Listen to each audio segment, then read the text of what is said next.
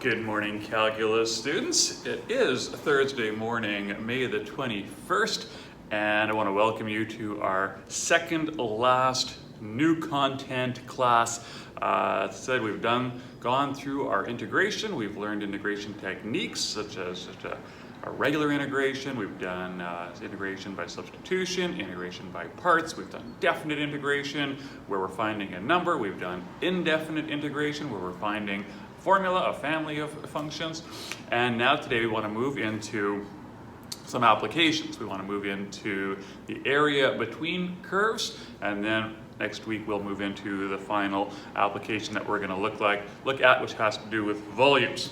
Now, before we do that though, I do want to say that this is a calculus class. It is a morning, and so I miss having snack with you guys on a regular basis. So this morning before coming to class, I went to McDonald's and picked up a little snack.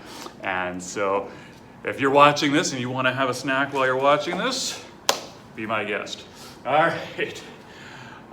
So area between curves. Now, there's nothing fancy about this because integration finds the area under a curve. That's what we've been doing. All right. And so now what we want to do is we want to find the area between curves. And so to find the area between curves, we're first going to have to know which of the curves is on top and which curves on the bottom, because it's going to make a difference. And what happens is, and I'll just explain this with this diagram here first, then we'll get to this example that you're already reading, I'm sure. But here I have a function, and then I have a second function, and I want to find the area that's between them. Well, the integral of the parabola would give us the area from the parabola to the x-axis. The integral of the straight line would give us the area from the straight line to the x-axis. And if I subtract those two, that will leave me with the area between them. So that's what we want to do. We want to take the area of the one that's above, and we want to subtract the area of the one beneath. So this is how a question would be worded. Find the area between y equals x squared plus 1 and y equals x from x equals 1 to x equals to 3. So I have graphed them, and you don't always have to graph them, but it is a good idea to know which one is above the other one. Now if you get it wrong, if you don't want to graph it and you guess wrong, the only thing that will happen is you'll get a negative answer. Now negative answers do have a meaning, as we'll see in an example we do later on. Negative answers would indicate something is below the x-axis. So that could make a difference if you were doing some engineering work and you wanted to know where something was. So it is important to know which one's on top, which one's on bottom, but it's up to you. All right, so I've graphed y equals x squared plus 1. Now again, this is a parabola. We did parabolas in grade 11 pre-calculus, and the assumption is that you remember how to graph parabolas. So y equals x squared is a parabola with its vertex on the y-axis moved up 1 unit. So there we have it. Y equals x is just a straight line, 1, 1, 2, 2, 3, 3, and so on. And so when I graph them, this is what I get. And now we're looking at the area from x equals 1 to x equals to 3. And so that gives us this little area in between here. And when we integrate this, we're integrating, we want to find the area. The area will equal the integral from 1 to 3 of x squared plus 1, the one that's on top, dx minus the integral from 1 to 3 of x dx. Now when we're subtracting integrals and the bounds of the integrals are the same, we can combine them into one statement. And so we want to do that each and every time we're doing an area question. We want to try to combine them together. So we're not doing two integrals, we're doing one integral. Okay, so the integral from 1 to 3 of x squared plus 1 minus x. We could really get rid of these brackets now, they're not meaningful. And now we're going to take the integral, so x squared. Now again, when we take the integral, we're using one of our methods. Okay, and because this is just a straight sum and difference kind of thing, we're just using our basic integration technique, which is we're going to add 1 to the exponent and divide by the number.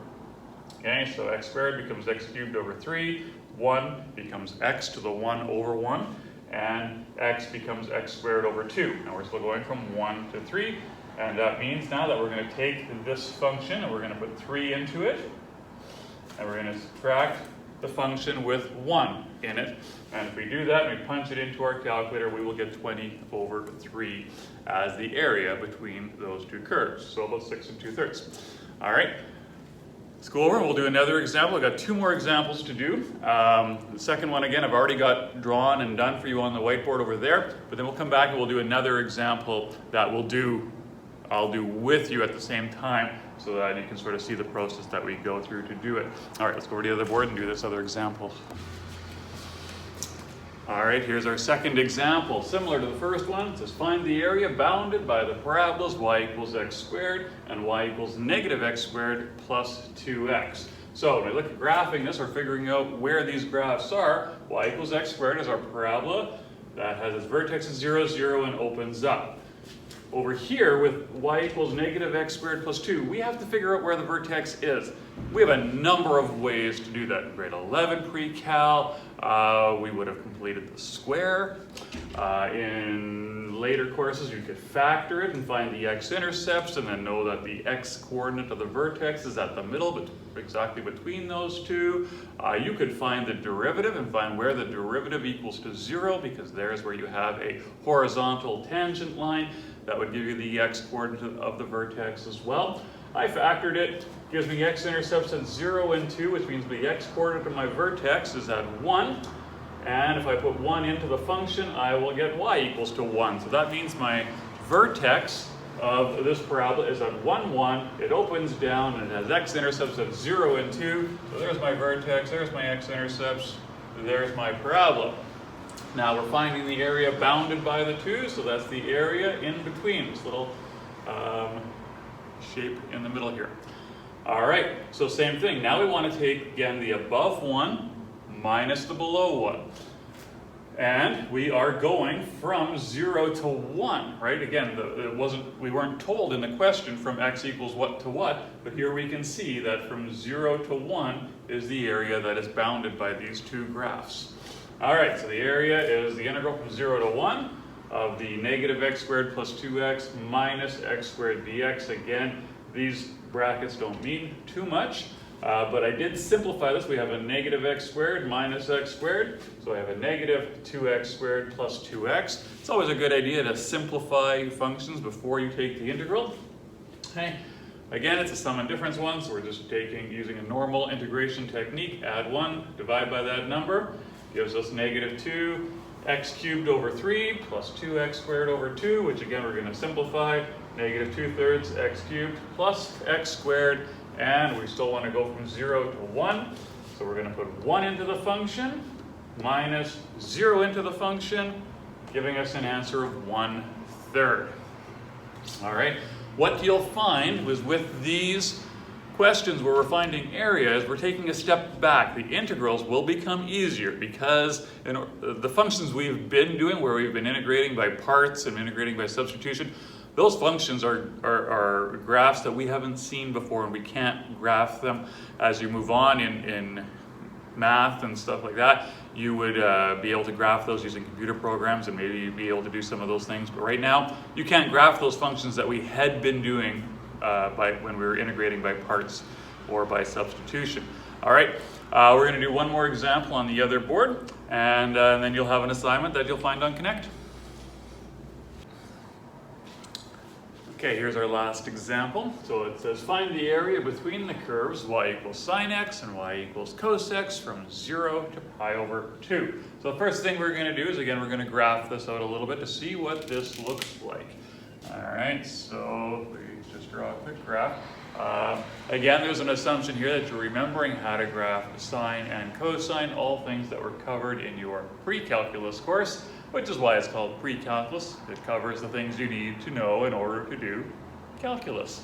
Makes sense, right? All right, so sine x, I'm just going to draw a quick sine graph. There we go, okay, from 0 to 2 pi. And we're going to draw a cosine graph, and cosine goes like, get this right,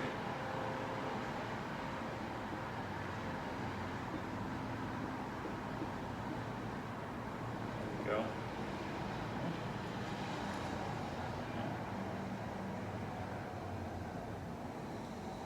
There we go.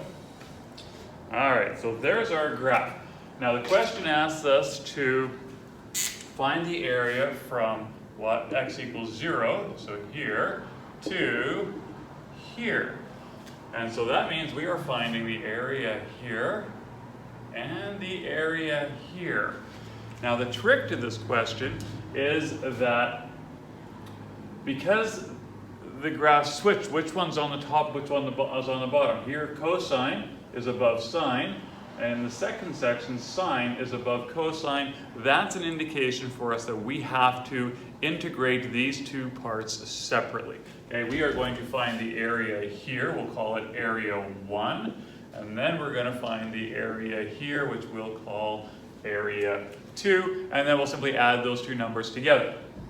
All right, so area 1 is going to equal the integral. Now, this point where they equal, remember that sine and cosine equal each other at pi over 4, so we're going to integrate from 0 to pi over 4. And we are going to do cos x minus sine x. Okay, and we're going to put our dx there as our variable of integration. All right, that's area 1. So let's continue. Area 1 now is going to equal, we're going to integrate cosine. Again, you've got your formula sheet. You don't have it in front of you. You can certainly get it. But the integral of cos x is sine x minus the integral of sine x, which is negative cos x. So if I'm going to do minus negative cos x, I'm going to change this to plus cos x. And then we're going from 0 to pi over 4.